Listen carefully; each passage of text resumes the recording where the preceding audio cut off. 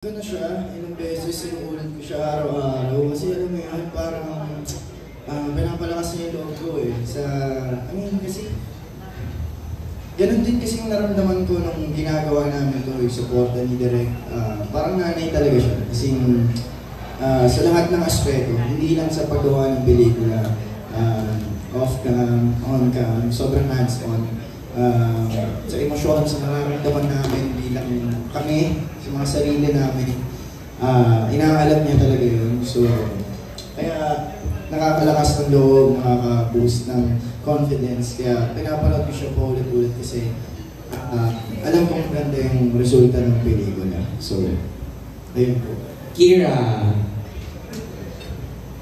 Feeling ko mga 100 times ko na po siyang napanood paulit-ulit kaya tumataas yung views dahil sa akin.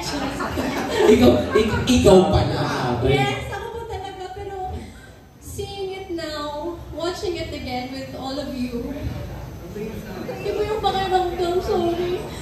Kasi this is my first major movie na ako po yung lead. And, you know, the time that ito, akala ko talaga na baka hindi po matutuloy. Another project that would just be dissolved. Oh my God, I can't explain it, Direk Kelvin. I'm just so grateful for this opportunity. And kaya ko pinapanood ng paulit-ulit kasi gusto ko na siyang mapanood ng buo. Pero sinisave po namin yun for Japan para syempre, surprise. Para mas ramdam. Opening salvo kayo sa festival. Yes. Yes, grabe. Congratulations. Ito na ang yung Kira. Launching sa big screen as bida. Palakpakan naman po natin si Kira. And of course, si Kelvin din naman. Palakpakan natin. Silang dalawa po ito. Kasama ang Pocket Media, si Direk Cathy, the rest of the cast. Ayan. Siyempre, meron ako mga kasama na napaka-pasabog din.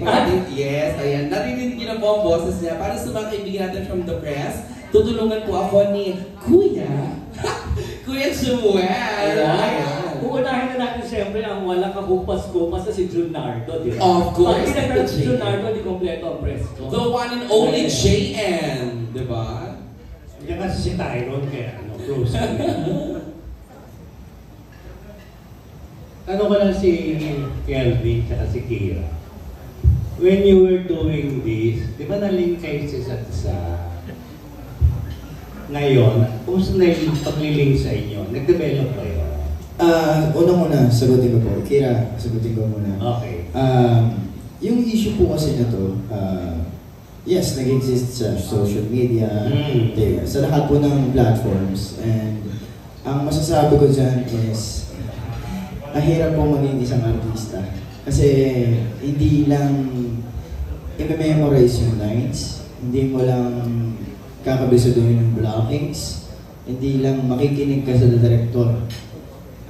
Hindi ka naman puppet dito eh. Kumbaga, isang instrumento para kulayan mo yung canvas na binigay sa'yo ng director o ng writer. Bigyan mo ng buhay, ng pakiramdam, yung character o yung script na nilatag sa'yo. Sino ba namang tao ang hindi makakaramdam kung sobrang devoted ka sa... Ano nararamdaman mo? Yes, confused ako sa reality. Okay. Kung totoo ba lahat ng nararamdaman ko or it's just because of my character. I don't know. Pero, isa na yung gusto kong linisin dito sa issue na to. Alam din naman ni Kira na hindi po naging kami. Okay? Para po linawin yung issue. Wala pong ligawan na nangyayari. Yun lang po yung lilinawin namin dito. Para hindi na po siguro mag-isip kayo kung ano naman. Yes, yung naramdaman ko ng totoo, nag-exist siya sa akin. Inamin ko yun. Kahit na sa sinong magreklamo dito, inamin ko na totoo yung naramdaman ko during ginagawa namin yung child. Yung character. Sino magtanong, sino magsalita. Nagpakatotoo ako. Yes. Dahil sa character mo. Yes. Binigyan mo ng buhay, binigyan mo ng pakiramdam.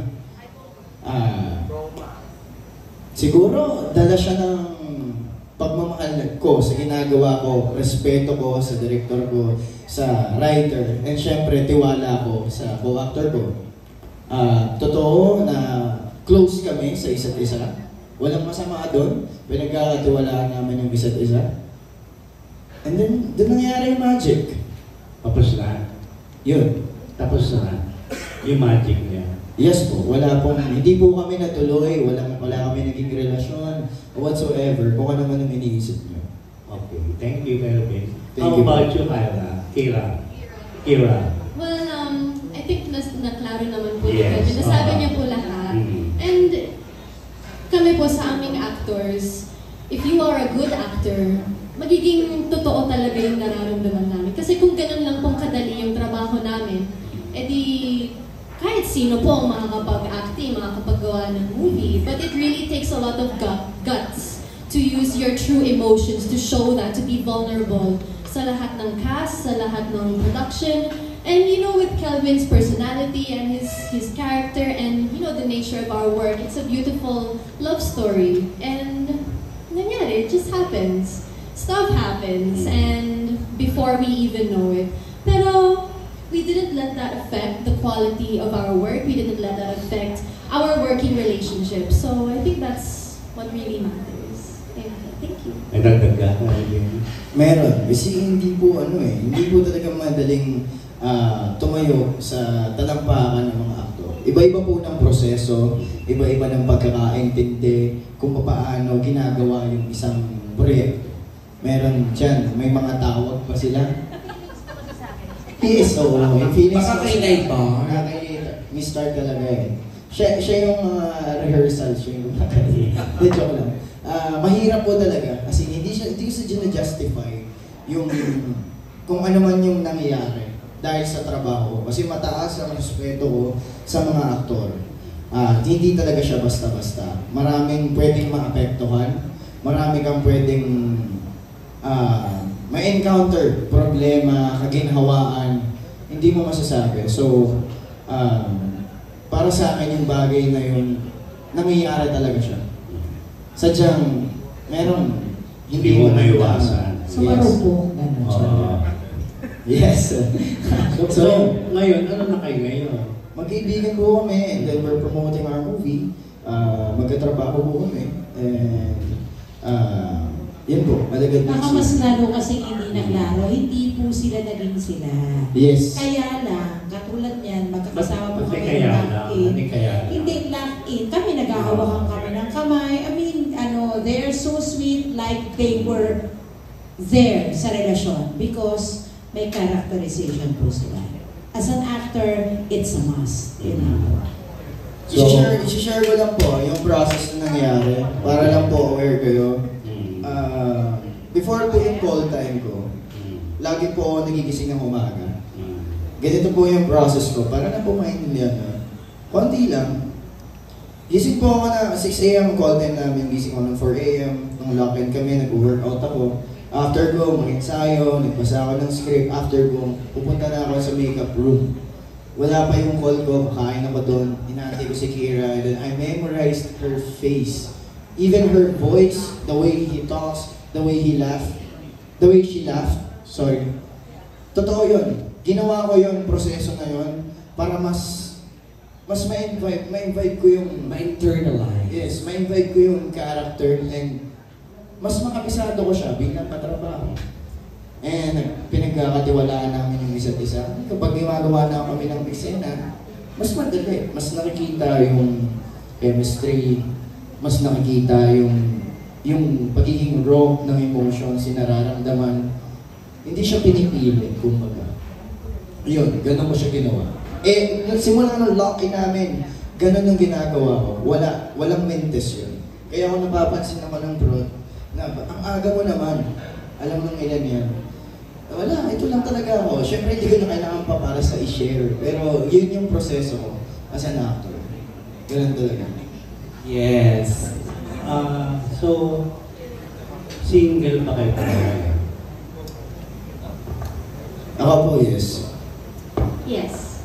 Good. Yes. So, direct, paano mo nailabas yung pagmamahalan, yung chemistry nila dalawa dito sa movie na both are single, yun lang yung ano na ilabas sa kanila na makatotohanan sa big screen. Hello. Okay, sa mga narinig nyo naman kanina, both are passionate actors. So, hindi na mahirap sa akin para ilabas yun sa kanila. So, ginayad ko na lang sila kung ano yung vision ko. Pero dahil sa passionate silang mga actors, madali na lang kung napagtrabahuan namin ng bawat eksena na kailangan namin. Direk and Tito JN, bago natin ituloy ang mainit na usapan. Grabe naman, binibigyan mo ako. Jaya. Hindi Tito JN. Alis na ako. Hindi Tito JN. Sige. Marami na pong sasakyan na kailangan lumabas. Kailangan ko lang pong i-acknowledge. Yung may-ari po na, sorry na kasi kailangan pong pasensya na direct, putulin lang po muna natin. Ang may-ari po ng